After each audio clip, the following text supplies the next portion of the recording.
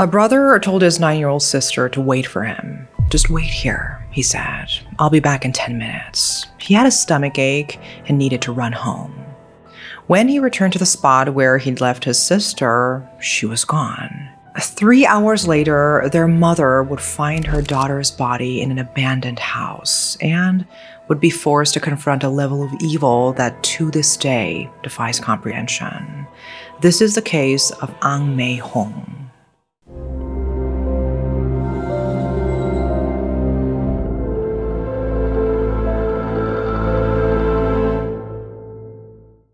April 12, 1987. It was an ordinary Sunday morning in Jalan Ipoh, a busy neighborhood in Kuala Lumpur, Malaysia.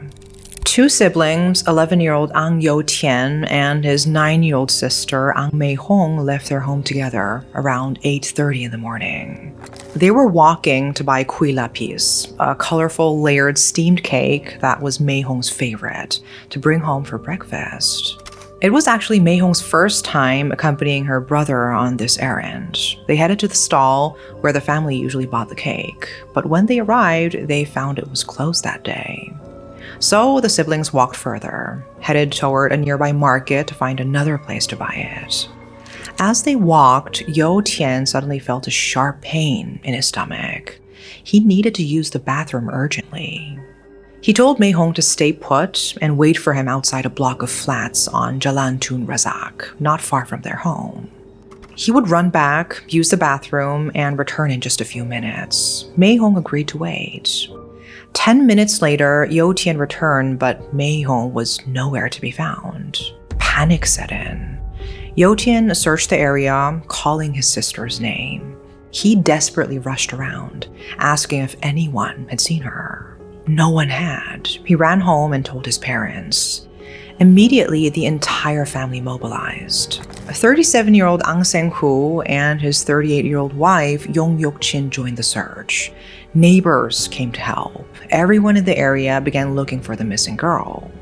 For 3 hours, they searched desperately, growing more frightened with each passing minute. The search led them to a desolate area, only about 70 meters from their home. There stood an empty 3-story house, abandoned and known locally as a gathering place for drug addicts. It was not somewhere parents wanted their children to be anywhere near. Yok-chin entered the empty house, and what she found inside would destroy her family forever. Her daughter's body lay on the floor inside one of the rooms. Mei-hong was naked, lying in a pool of blood. Her eyes were still open.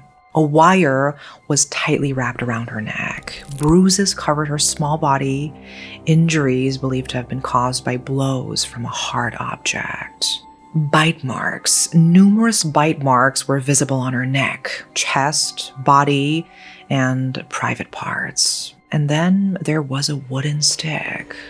A piece of wood, approximately 36 inches long, studded with 3 nails and an extra piece of metal, had been forced into her body. Her mother's screams brought others running. The father rushed his daughter to Kuala Lumpur General Hospital, but it was too late. Doctors confirmed that she was already dead.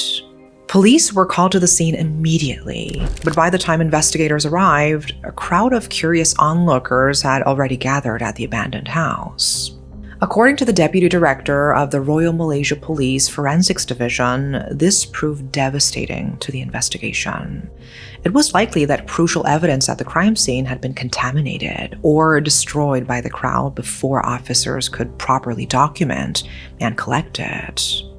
The following day, the medical examination revealed the full extent of what had happened to Mei-hong. She had been strangled to death, but before that, she had been raped and sodomized. As for the wooden stick with the nails found at the crime scene, it was discovered that at least 18 inches of it had penetrated through her, rupturing her internal organs and piercing all the way to her heart. Forensic experts made another disturbing discovery. There were at least 8 different sets of teeth marks found on Mei-hong's body. 8 people had bitten this child during the assault. The implication was chilling. Mayong had been attacked by a group, not a single perpetrator. The autopsy also revealed that Mayong might have bitten one of her attackers before she died. A small act of resistance from a terrified child fighting for her life. Police classified the case as a murder, which carries the death penalty in Malaysia. They began gathering what little evidence remained from the compromised crime scene and started interviewing potential witnesses. The crime had occurred in broad daylight in a populated area. Investigators believed there might have been witnesses. Police theorized the perpetrators were likely drug addicts who frequented the abandoned house. One description emerged of a Chinese man who could speak Tamil, a South Indian language, though this was based on unverified reports. The Royal Malaysia Police publicly appealed for witnesses to come forward with crucial information. Investigators also did not dismiss another possibility, that the perpetrators might have known Mayong personally. After all, Mayong's father ran Seng Hyong, a restaurant in the neighborhood that served bakute, the traditional herbal pork rib soup that's popular throughout Malaysia and Singapore. Within days, 3 suspects were arrested. 2 were reportedly drug addicts. 1 matched the description that had been circulated. Another was a longtime customer of Seng Hu's bakute restaurant, someone the family knew. Police took dental impressions from all 3 suspects. These impressions were made into plaster dentures and compared to the bite marks on Mayong's body. This was a crucial forensic technique. If the imprints matched, it would prove that they had bitten the child. However, none of the 3 suspects' dental profiles matched the bite marks on her body. Without this physical evidence connecting them to the crime, and without any witnesses or other evidence, the police were forced to release all 3 men. The investigation had hit its first major obstacle. The real killers were still out there. Over the following months and years, the investigation continued. In total, more than 40 men were arrested or called in for questioning in connection with Mayong's murder. Every single one was eventually released. None were ever charged. Police were further hindered due to the lack of advanced DNA testing and forensic technology available in 1987. Evidence that may have been definitive with modern technology could not be properly analyzed. And the contamination of the crime scene by onlookers had already ruined precious physical evidence that could never be recovered. Ang May-hong was born around 1978. At the time of her death, she was a 3rd grade student at Konam Primary School in Setapak, a suburb in Kuala Lumpur. She was the 2nd oldest of 7 children with 3 brothers and 3 sisters. By all accounts, May-hong was a quiet, well-behaved girl. She did well in school, reportedly getting quite good grades. Teachers and family described her as obedient and responsible. She was not the type to wander off or disobey instructions. Her family was not wealthy, but they worked hard, and they lived in a tight-knit community where everyone knew everyone. On that Sunday morning, May-hong had been doing something simple and routine, going with her brother to buy her favorite cake for breakfast. It was the kind of ordinary activity children across Malaysia did every day. There was no reason to think anything could go wrong. But in the 10 minutes her brother was gone, someone or multiple people took her. They brought her to that abandoned house, and there they did unspeakable things to her. News of May-hong's rape and murder spread rapidly through Kuala Lumpur and across Malaysia. The brutality of the crime shocked the nation. Parents across the country became fearful. Many families stopped allowing their children to go outdoors alone. In the area where May-hong lived, parents began personally escorting their children to and from school, unwilling to take any chances. The public response was immediate and emotional. Charity events were organized across the country to raise reward money for information leading to the killer's capture. The initial reward of 10,000 ringgits, approximately $4,000 at the time, was eventually doubled to 20,000 ringgits, or about $8,000. This was a substantial sum in Malaysia in 1987. More than 100 people gathered outside Ang Seng Hu's restaurant to show support and protest against the sexual assault of minors. They held signs. One banner bore the message, "Justice for Ang Mei Hong." They called for better protection for children and women. During the gathering, a stage play was performed to illustrate the dangers of sexual predators, an early form of public awareness campaigning. An elderly fisherman, moved by sympathy, even engaged a religious master to conduct rituals in an attempt to help find Mei Hong's killers. The community was determined to get justice using any method they could. After the autopsy, Mei Hong's body was released to her family for burial. Her parents faced a heartbreaking decision about how to dress their daughter. According to Chinese folk tradition, dressing a murder victim in red can allow their spirit to return as a vengeful ghost to haunt their killers. The belief is that red clothing binds the victim's soul to the mortal world, enabling them to seek justice from beyond the grave. Sang Hu and Yok Chin initially considered this. They wanted their daughter's killers to suffer.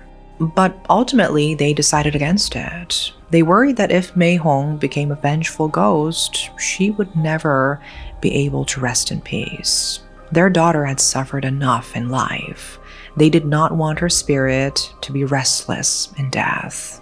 Instead, they dressed her in her favorite blue pajamas, clothes she had loved, and laid her to rest. Her mother, kneeling beside the body, applied makeup to her daughter's face one final time, while tears streamed down her cheeks. Her relatives could barely hold themselves together. Then something unexpected happened. In the weeks following Mei Hong's murder, a local Chinese language newspaper called Xinming Daily received a series of strange letters. The sender remained anonymous, but his words were shocking. He claimed to be one of the men responsible for killing Mei Hong. The handwriting was crude, as if the writer had been written with their left hand to disguise their true penmanship. Each letter was signed simply "Killer." In the first letter, the writer confessed that he was part of a group of drug addicts who had attacked several young girls before Mei Hong.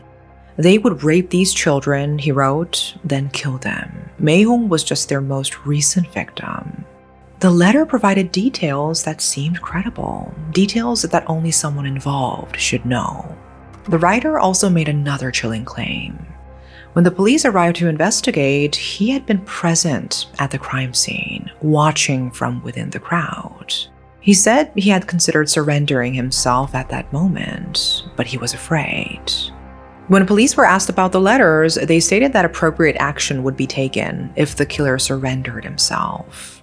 The second and third letters revealed more about the writer's nature. He stated he felt remorse and he was willing to surrender, but only if certain conditions were fulfilled.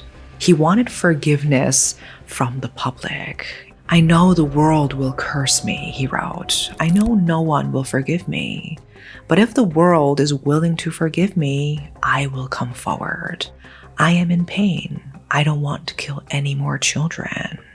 He proposed that the public organize a collection, providing 1 ringgit per person to raise 30,000 ringgits as a settlement fee for his family.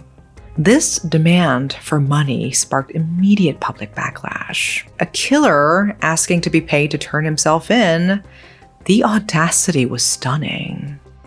In another letter, the writer issued a threat. If his conditions were not met, and if his drug addiction flared up again, he could not guarantee he wouldn't do the same thing to another child. Then came a fourth letter. This time, the writer claimed he had lied about everything. He was not involved in Mei Hong's murder. He had written the letters, he claimed, purely out of frustration with one newspaper's repeated coverage of the case. He felt they had sensationalized the tragedy. After this final letter, no more arrived, and even with the help of the police, the writer couldn't be tracked down. Whether he was truly one of the killers who lost his nerve, or simply a disturbed person exploiting tragedy for attention, remains unknown to this day. Despite setbacks, police continued investigating. The reward money, which remained available indefinitely until the killers were caught, failed to yield any useful leads. Whenever cases of sexual violence occurred in Malaysia in the following months and years, police would investigate whether suspects might be connected to Mei Hong's murder. They would check dental profiles against the bite marks. They would interview suspects about their whereabouts on April 12, 1987. In September 1987, just 5 months after Mei Hong's death, 21-year-old Fong Kim Ki was raped and murdered. The manner of her death showed similarities to Mei Hong's case. The way the victim was sexually assaulted and killed bore disturbing parallels. Police suspected the same perpetrator or group might be responsible, but without concrete evidence, they could not prove a connection.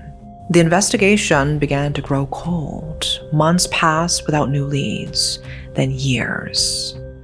For Sang Hu and Yok Chin, life after Mei Hong's death was unbearably difficult. They had lost their daughter in the most horrific way imaginable. Sang Hu continued operating his Bakute restaurant, working every day within sight of where his daughter's body had been found. Then, on August 16, 1988, 16 months after Mei Hong's death, tragedy struck the family again. Yo Tian, the brother who had last seen Mei Hong alive, died from liver disease. He was only 12 years old. The loss of their eldest son so soon after losing their daughter devastated the parents. In less than 2 years, their family of 9 had become a family of just 7. By the early 1990s, Mei Hong's case had officially gone cold. Active investigation ceased, though the case remained open. Police stated they had not given up, but without any new evidence or witnesses, there was little they could do. The unclaimed reward money sat untouched. Since the money had failed to lead to his daughter's killers, Sang Hu decided to donate it to local schools. Keeping it serves no purpose anymore, he said. 20 years after Mei Hong's death, in 2007, 80-year-old Nurin Jaslin disappeared in Malaysia and was later found murdered in disturbingly similar circumstances. The case drew immediate comparisons to Mei Hong's murder. Journalists sought out Mei Hong's parents to interview them. Sang Hu and Yok Chin said they still hoped for justice, but they had learned to leave it to fate. Time had helped them cope with their sadness, though, of course, the pain of losing Mei Hong had never fully disappeared. The family had moved their restaurant to a new location several years after the murder, but they were still in the same business. Still selling bakute, still working hard. Yok Chin admitted that as the years passed, the police had contacted them less and less frequently with updates. Eventually, the updates stopped entirely. The family stopped asking, and they had no choice but to move on. Police confirmed in 2007 that Mei Hong's case remained open, and they were continuing to investigate it alongside other cold cases, hoping that new evidence or advancing forensic technology might one day provide a breakthrough. Criminal psychologist Lo Kian Heng analyzed the case based on the method of killing. He concluded the perpetrators could be categorized as having either a deviant psychological condition or a revenge motive. Deviant criminals, he noted, inflict pain on victims without restraint, deriving satisfaction from the suffering they cause. Somewhere out there, Mei Hong's killers had lived their lives for decades without any outward expression of remorse. Perhaps they felt none at all. More than 38 years have passed since April 12, 1987. Yet, the fundamental question remains unanswered. Who killed Ang Mei Hong? Based on the bite marks on her body, the evidence suggested at the presence of at least 8 attackers. Were they drug addicts, as the anonymous letter writer claimed? Did they know Mei Hong personally, as the police suspected was possible? Was the letter writer one of the actual killers? His initial letters contained details that seemed credible. His later retraction could have been an attempt to back away after realizing he'd said too much. Or he could have been exactly what he claimed in the end, a disturbed individual exploiting a tragedy. What if curious onlookers had not contaminated the crime scene? What if today's DNA technology had been available at the time of the investigation? Would her case have been solved? We will never know. What is most haunting is that her killers are potentially still out there. If they were young men in 1987, they would be in their 50s, 60s, or maybe older now. One can only hope that they will one day face justice for this horrific crime. Mei Hong deserved so much better. She deserved to grow up. She deserved to walk safely around her own neighborhood. And she deserved justice after her death. And she received none of these things. The case remains open. If you have any information about the murder of Ang Mei Hong, the Royal Malaysia Police can still be contacted. Thank you for watching.